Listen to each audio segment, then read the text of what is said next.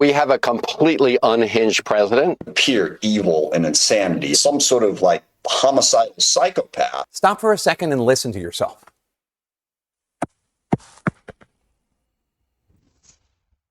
The Mega Beak trying to bring back some common sense, no teams, just truth. And this morning, Trump posted a tweet, which I'll admit had some questionable wording, but it was fuel to the fire to the rage baiters. One of them was a CNN host, which you would probably expect that from.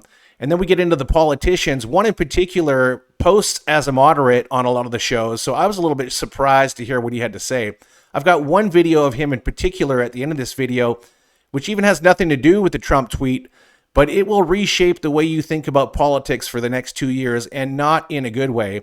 But first, let's get into the Trump tweet. Here's what he said. Saying, quote, "A whole civilization will die tonight, never to be brought back again. I don't want that to happen, but it probably will." A whole civilization dying, he said. Now, did he mean that literally, or did he mean the change of an era? Here's what Jake Tapper thought. A civilization dying, he says. Now, if you find yourself out there saying, okay, but Donald Trump isn't really actually going to wipe out a civilization, he's just negotiating, unquote. Stop for a second and listen to yourself. We have a president of the United States threatening to kill 93 million people. I can't think of an order more illegal than wiping out an entire civilization. Well, if he's given that order, I rather doubt that he has. So just stop for a minute and listen to yourself, he says. It actually took John Bolton to bring some common sense to the table and actually say, I don't think he's really given that order.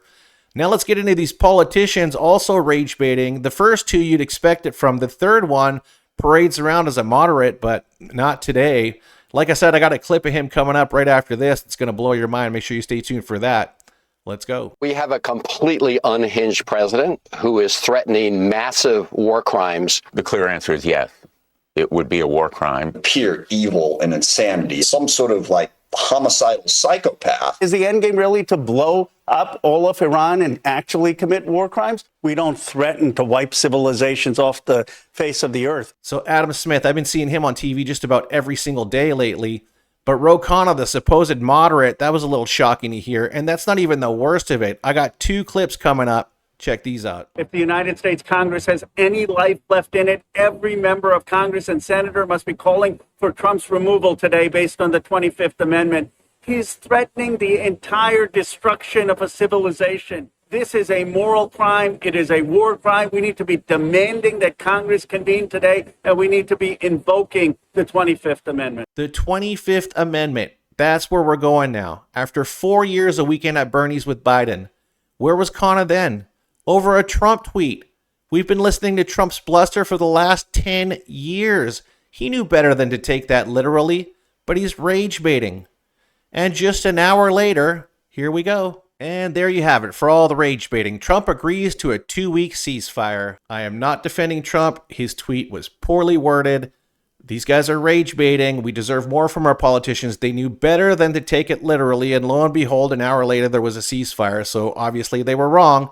Now let's get into that clip I was telling you about that's going to redefine the way you think of politics for the next upcoming 2 years.